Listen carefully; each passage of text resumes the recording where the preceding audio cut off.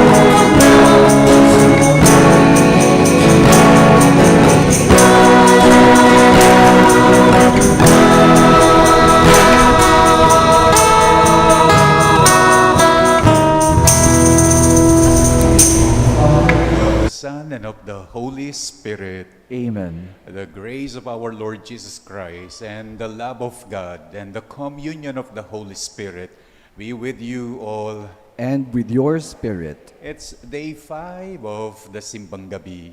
Let's prepare ourselves to celebrate the sacred mysteries by acknowledging our sins. I confess To Almighty God and to you, my brothers and sisters, that I have greatly sinned in my thoughts and in my words, in what I have done and in what I have failed to do. Through my fault, through my most grievous fault. Therefore I ask Blessed Mary, ever Virgin, all the angels and saints, and you, my brothers and sisters, to pray for me to the Lord our God. May Almighty God have mercy on us, forgive us our sins, and bring us to everlasting life. Amen.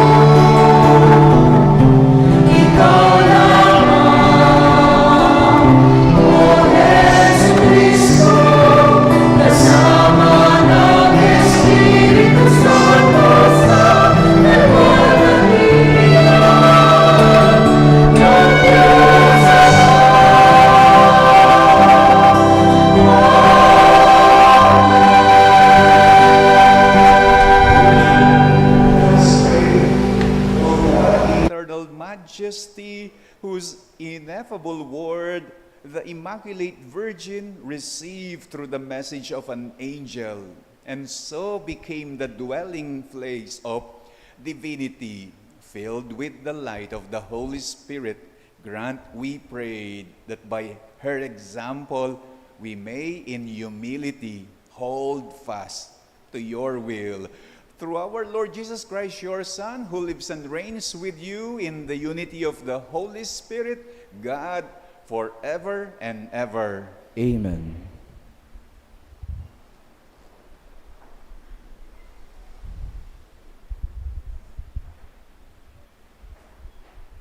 We now listen to the liturgy of the Word.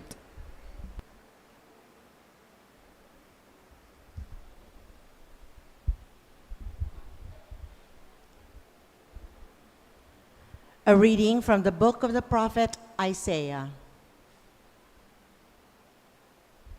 The Lord spoke to Ahaz. Ask for a sign from the Lord your God. Let it be deep as the nether world, or high as the sky. But Ahaz answered, I will not ask. I will not tempt the Lord. Then Isaiah said, Listen, O house of David. Is it not enough for you to weary men? Must you also weary my God? Therefore, the Lord himself will give you this sign. The virgin shall conceive and bear a son, and shall name him Emmanuel. The word of the Lord. Thanks be to God.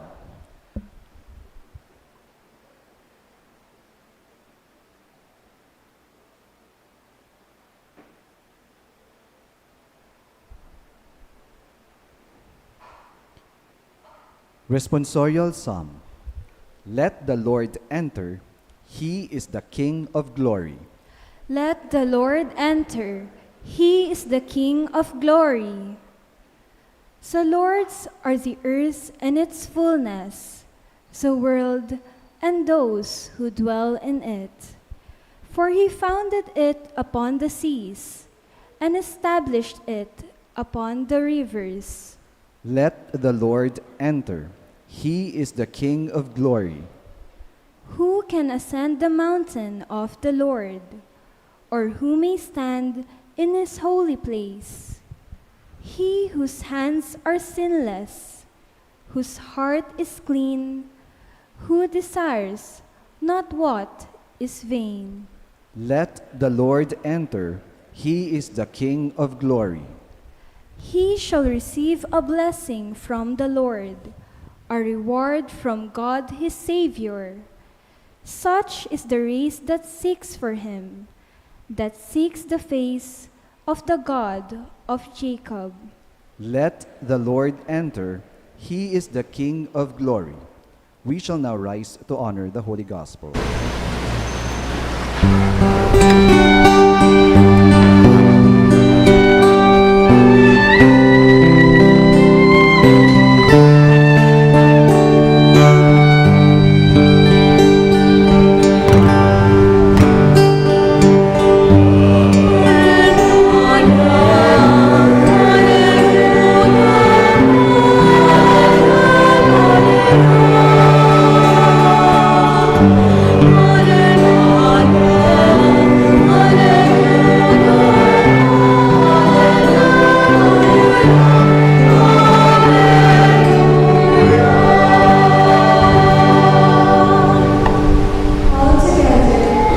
O Key of David, opening the gates of God's eternal kingdom, come and free the prisoners of darkness.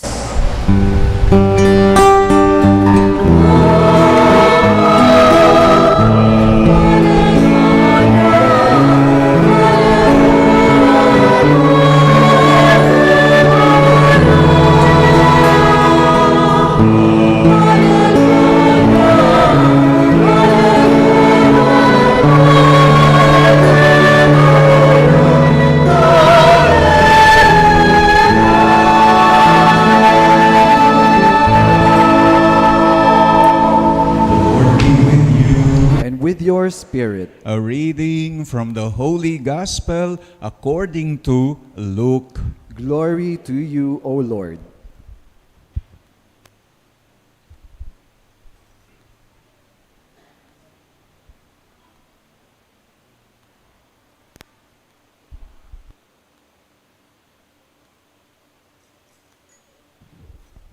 In the 6th month, the angel Gabriel was sent from God to a town of Galilee called Nazareth to a virgin betrothed to a man named Joseph of the house of David. And the virgin's name was Mary. Coming to her, the angel said, "Hail, full of grace, the Lord is with you." But she was greatly troubled at what was said and pondered what sort of greeting this might be. Then the angel said to her, "Do not be afraid, Mary, for you have found favor with God. Behold, you will conceive in your womb and bear a son, and you shall name him Jesus. He will be great and will be called Son of the Most High. And the Lord God will give him the throne of David his father. He will rule over the house of Jacob forever, and of his kingdom there will be no end." But Mary said to the angel, "How can this be, since I have no relations with a man?" The angel said to her in reply, "The Holy Spirit will come upon you, and the power of the Most High will overshadow you. Therefore, the child to be born will be called Holy, the Son of God. Behold, Elizabeth, your relative, has also conceived a son in her old age, and this is the 6th month for her who was called barren, for nothing will be impossible for God." Mary said to the angel, "Behold, I am the handmaid of the Lord. May it be done to me according to your word." And then the angel departed from her. My dear brothers and sisters, the gospel of the Lord. Praise to you, Lord Jesus Christ.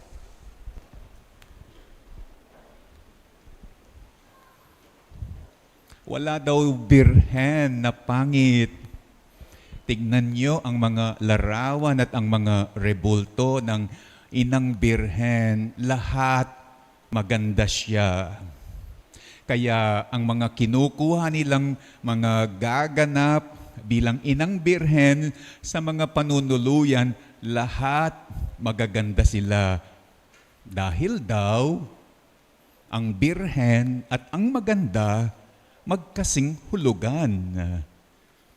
At isa sa nakikita kapag Pasko ay walang iba kundi ang kagandahan. Ang kagandahan na nakikita natin sa inang birhen. Ang kagandahan na sa Diyos Ama nanggaling. Kapag Pasko raw, dumarami ang mga maganda. Dumarami ang mga magaganda. Hindi yung mga nagpapariban. At hindi rin yung mga nagpapaplantsa. Kundi yung mga magaganda ang kalooban. Naglalabasan daw ang mga magaganda kapag Pasko. Ang mga magagandang ugali. Meron daw isang pare, ang bukang bibig niya palagi, maganda yan. Para sa kanya ang lahat ay maganda. Everything is beautiful. Kung ang lahat daw dito sa mundo ay nilalang ng Panginoong Diyos, di ibig sabihin, everything is beautiful. Kung ang lahat daw dito sa mundong ibabaw ay nanggaling sa Panginoon, hindi ba dapat ang lahat ay maganda? Minsan daw umulan dahil sa abagat at binaha ang kanyang parokya at sabi niya sa mga tao habang nagmimisa, maganda yan. Ang baha, ang ulan, ang tubig, maganda yan. Pumutok daw ang bulkan sa lugar nila, nag-asphalt, natakpan ng abo ang mga bahay. Sabi daw ng pari sa mga tao habang nagmimisa, maganda yan. Ang abo, ang sulfur, ang usok, maganda yan. Itong isa niyang leader, may minarites sa kanya. Among, alam niyo po ba, yung kapitbahay ko na palaging nang-aaway sa akin, na-stroke po siya kanina. Kahit nakakabigla ang balita, nasabi pa rin ni Father, maganda yan. Maganda ang stroke. Nagsumbong ang sakristan kay Father. Among, yung pong mga KBS naglalaro po sa sakristi. Yung isa, tinulak niya ang kasama niya. Natumba yung tinulak. Tumama po sa mga gamit nating pangmisa. Ayun, yung kalis niyo po na binili niyo ng 50,000. Nayupi. Galit na galit daw ang pari. Naghahanap ng leeg na sasakalin at taong kakainin. At kahit daw galit ang pari, nasabay pa rin niya, maganda yan. Maganda ang naglalaro sa sakristi. Maganda ang nagtutulakan. Maganda ang may nasisirang gamit. Maganda rin ang sinasakalang leeg. Maganda rin ang nangangain ng tao. Minsan daw, pagkatapos nagmisa ni Father, lumapit ang isang ale, ang isang manang na isang suking nagsisimba. Lumapit kay Father sa sakristi at sabi daw ng ale, Father, ang hirap naman pong paniwalaan. Ang sinasabi niyo na ang lahat ay maganda. Sumagot daw si Father, bakit naman sister? Bakit ka naman nahihirapang paniwalaang ito? Sabi daw ng ale, kasi po, hindi naman po ako maganda, oh. Tignan niyo. At nilapit niya ang kanyang mukhang lalo sa pari. At tinignan naman lalo ni Father. Hindi nga siya maganda. Kamukha siyang tuko. At nagduda tuloy si Father sa kanyang sarili. Sabi, Diyos ko, hindi nga yata totoo ang mga sinasabi kong ang lahat ay maganda. Subalit agad-agad nakakambyo si Father at humirit sa ale at sabi, alam mo sister, tama ka nga, mukha kang ang tuko. Pero wag ka, ikaw naman ang pinaka-Miss Universe ng mga tuko. Ending, maganda pa rin. Ako, hindi ako kumporme. Hindi ako sang-ayon sa sinasabi ng paring iyon na ang lahat ay maganda. Hindi naman lahat dito sa mundo maganda, beautiful. Ang daming pangit, ang daming masama. Hindi ka man mahihirapang maghanap ng ebidensya. Lumingon ka lamang sa iyong bandang kanan.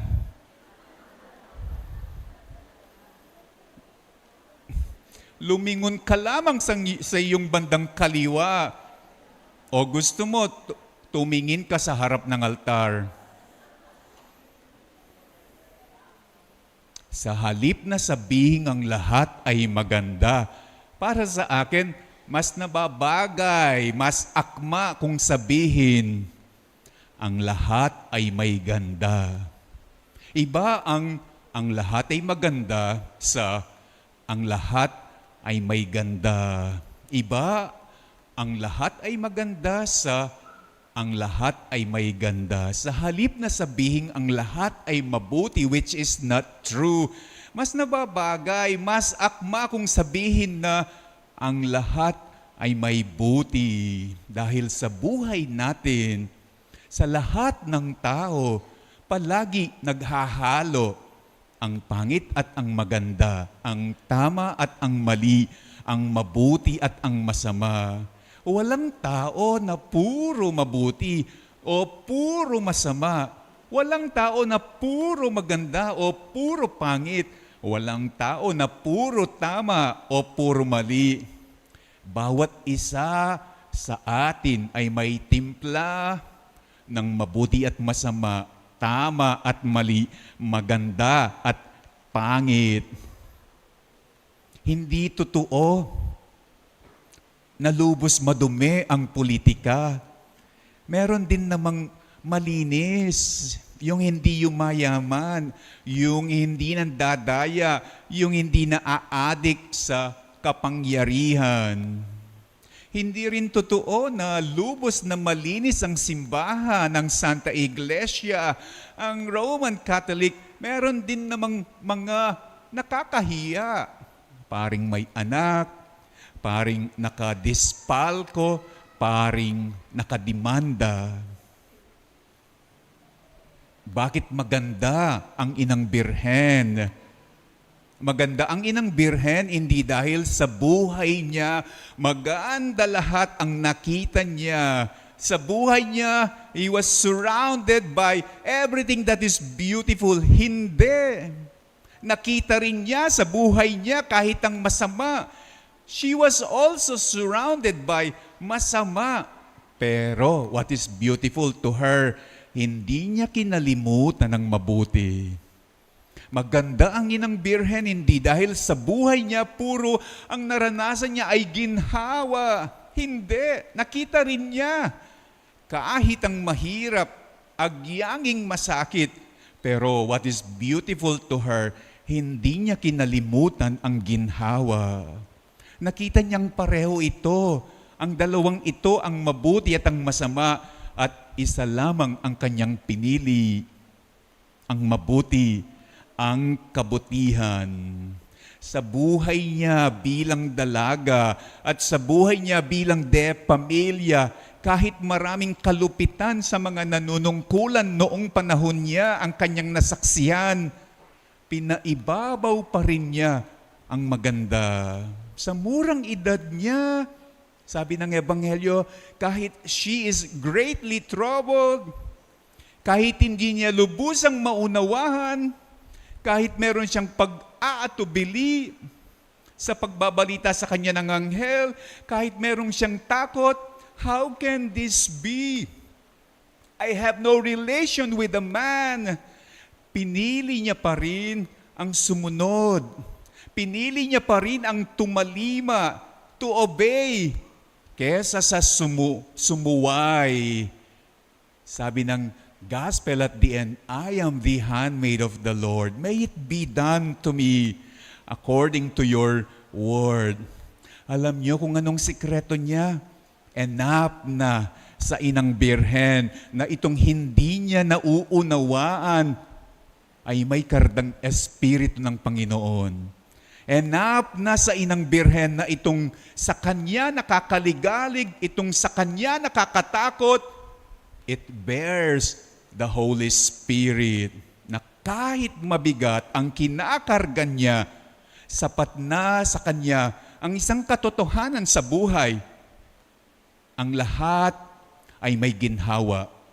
Ang lahat ay may ganda. Kahit gaano man ito kahirap, ang lahat ay may ginhawa, ay may ganda. Kahit gaano man ito kapangit, ang lahat ay may ginhawa, ay may ganda. Kahit gaano man ito kagulo. Ito ang kanyang pinanghahawakan. And this is enough for her. Kahit ang karga-karga niya ay mabigat. Sa pinipiling kabutihan, sa pinipiling kagandahan, ang Diyos daw ang namamalas, ang naaaninag, ang natatanaw. At yan ang pinupunto ni Thomas Aquinas when he called God the true, the good, and the beautiful. Lahat ay may ganda. Lahat ay may buti. At ito sana ang inyong mapili. Gaano man kahirap, kapangit, kagulo ang nangyayari at nakikita. And you will end up looking like the Virgin Mary, maganda. Please rise. Let's pray to the Father that we may be able to follow the example of Mary, who is humble, full of faith, and always ready to do the will of the Lord. Full of confidence, we now pray, listen to the prayer of your people, Lord. Listen to the prayer of your people, Lord. May those who work in government see their office as a public trust, and may their decisions be for the peace and well-being of our people. We pray, listen to the prayer of your people, Lord. may the Lord guide and protect migrant Filipinos and seafarers and fill them with consolation, especially this Christmas and the coming New Year. We pray, listen to the prayer of your people, Lord. like Mary, may young people be firm in their faith, generous in their love, and steadfast in their hope. We pray, Listen to the prayer of your people, Lord. Let's also pray for the following, sa lahat ng mga nagpapasalamat together with their families, sa lahat ng ating mga birthday celebrators, sa ating mga nagse-celebrate ng wedding anniversary, sa lahat ng may special intentions, may kahilingan na safe travel, may kahilingan na speedy recovery, good health, at healing, may kahilingan na guidance and protection of the Holy Spirit, and eternal repose for the faithful departed. We pray. listen to your people, Lord. Let's pray for our personal intentions.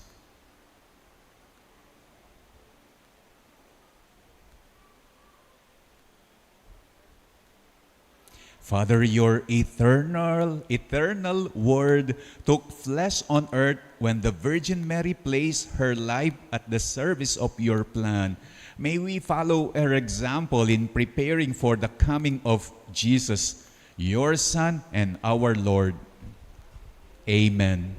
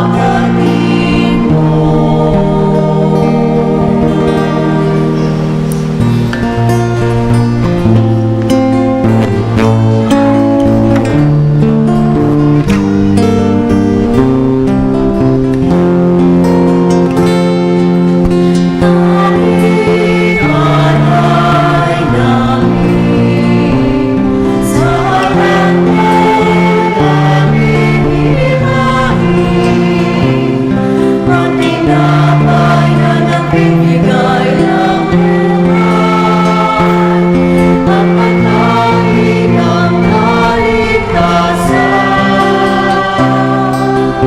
Aming Ama, inyong tanggapin ang aming dalangin. Nang kaligtas ay aming malaking, ito ang aming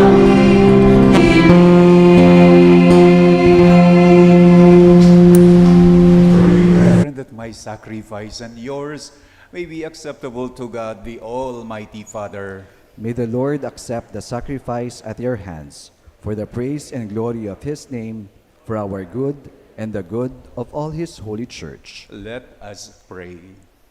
Look, O Lord, we pray, upon the one sacrifice of your Son, that by participating in this mystery, we may possess at last the gifts we have awaited, and for which our faith bids us hope.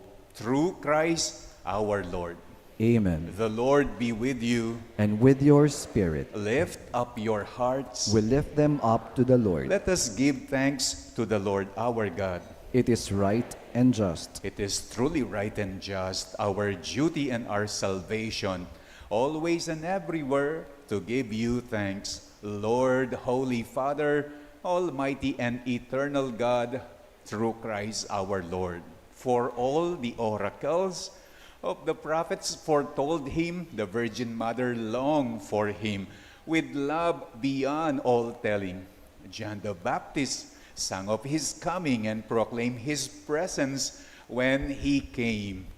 It is by his gift that already we rejoice at the mystery of his nativity, so that he may find us watchful in prayer and exultant in his praise. And so with angels and archangels, with thrones and dominions, and with all the hosts and powers of heaven, we sing the hymn of your glory, as without end we acclaim.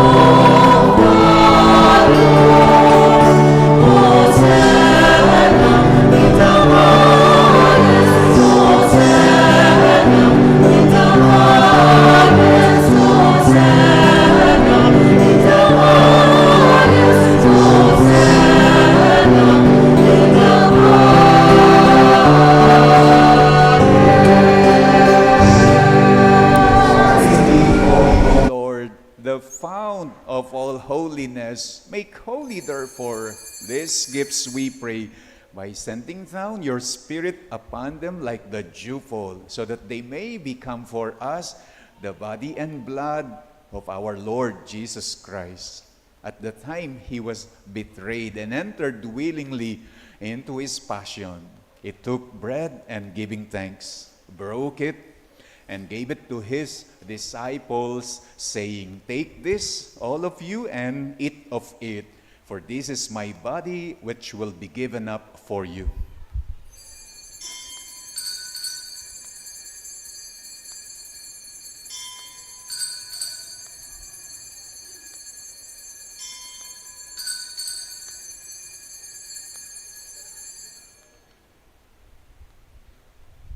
In a similar way, when supper was ended, he took the chalice, and once more, giving thanks, gave it to his disciples, saying, "Take this, all of you, and drink from it, for this is the chalice of my blood, the blood of the new and eternal covenant, which will be poured out for you and for many for the forgiveness of sins. Do this in memory of me.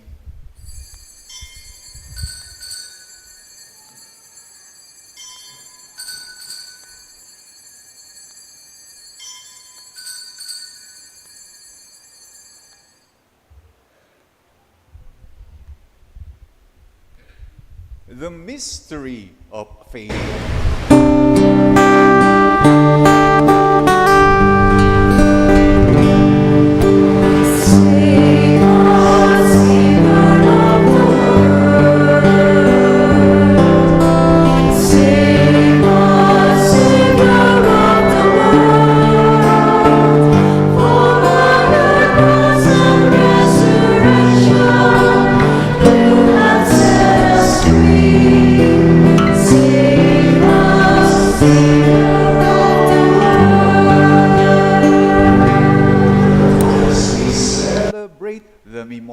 His death and resurrection, we offer you, Lord, the bread of life and the chalice of salvation. Humbly we pray, giving thanks that you have held us worthy to be in your presence and ministered to you. Humbly we pray that partaking of the body and blood of Christ, we may be gathered into one by the Holy Spirit. Remember, Lord, your church is spread throughout the world and bring her to the fullness of charity, together with Francis, our Pope, Florentino, our Bishop, and all the clergy. Remember our brothers and sisters who have fallen asleep in the hope of the resurrection, and all who have died in your mercy. Welcome them into the light of your face. Have mercy on us all, we pray, that with the Blessed Virgin Mary, Mother of God, with Blessed Joseph, her spouse, with the blessed apostles, and all the saints who have pleased you throughout the ages, we may merit to be co-heirs to eternal life, and may praise and glorify you through your Son, Jesus Christ. Through him, and with him, and in him, O God, Almighty Father, in the unity of the Holy Spirit, all glory and honor is yours forever and ever.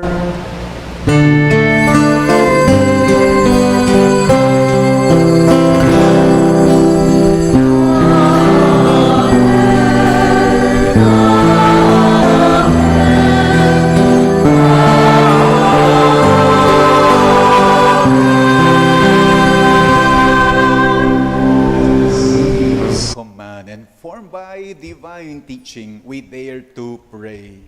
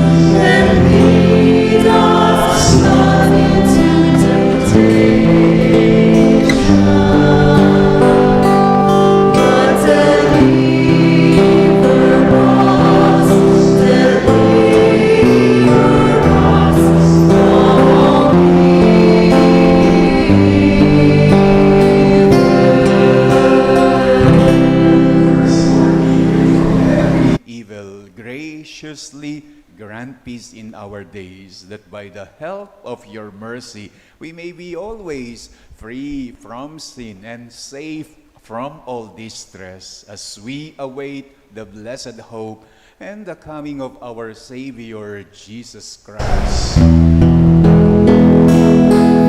the kingdom, the power, and the glory are yours now and forever.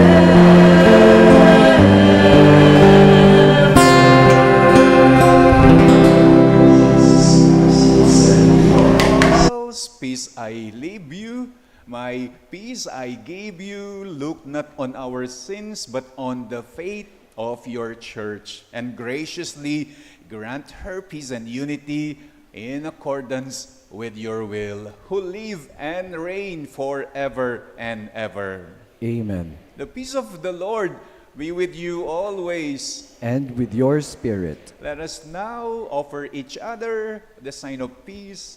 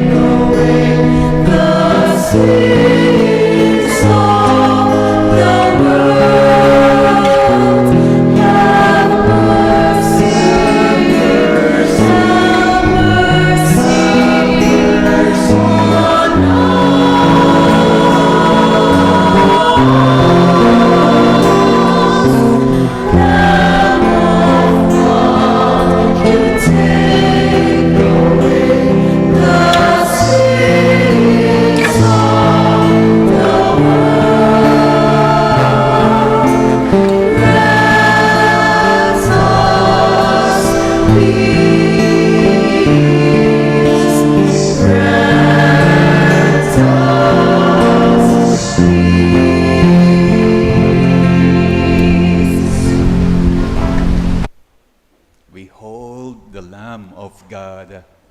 Behold him who takes away the sins of the world. Blessed are those called to the supper of the Lamb. Lord, I am not worthy that you should enter under my roof, but only say the word, and my soul shall be healed.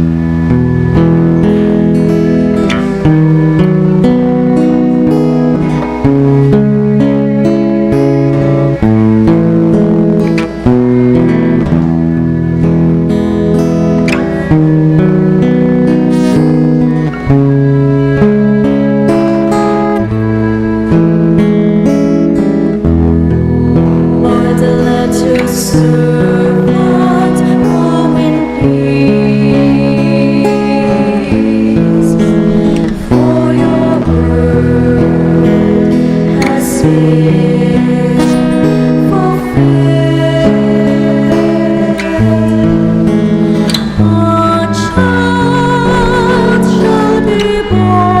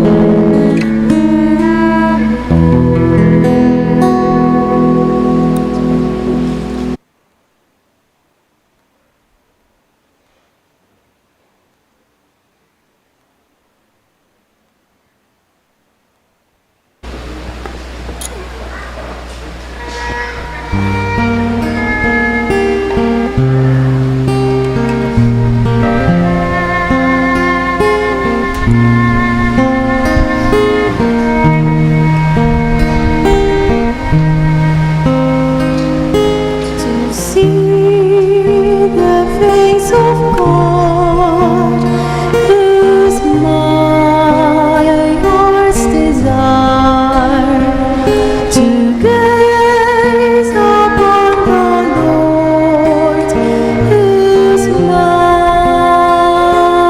one desire. To see the face of God is my heart's desire. To gaze upon the Lord is my one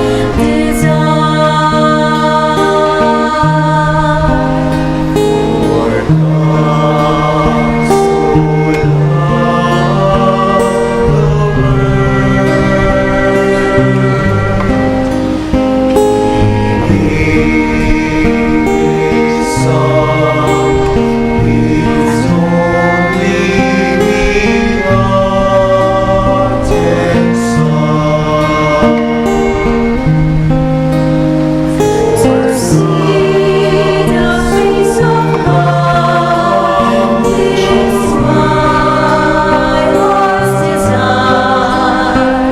To gaze upon the Lord is my one desire. To see the face of God is my heart's desire. To gaze upon the Lord is my one desire. Let us pray. Grant divine protection, O Lord, to those you renew with this heavenly gift, that those who delight in your mysteries, you may give the joy of true peace. Through Christ our Lord. Amen. The Lord be with you. And with your spirit. You bow for the blessing. May the Almighty and merciful God, by whose grace you have placed your faith in the first coming of His only begotten Son, and you yearn for His coming again, sanctify you by the radiance of Christ's advent, and enrich you with His blessing. Amen. As you run the race of this present life, may He make you firm in faith, joyful in hope, and active in charity. Amen. That rejoicing now with the devotion at the Redeemer's coming in the flesh, you may be endowed with the rich reward of eternal life when He comes again in majesty. Amen. And may the blessing of the Almighty God, the Father, the Son, and the Holy Spirit come down on you and remain with you forever. Amen. Our celebration of Day 5, Simbang Gabi, is now over. Go in the peace of Christ. Thanks be to God.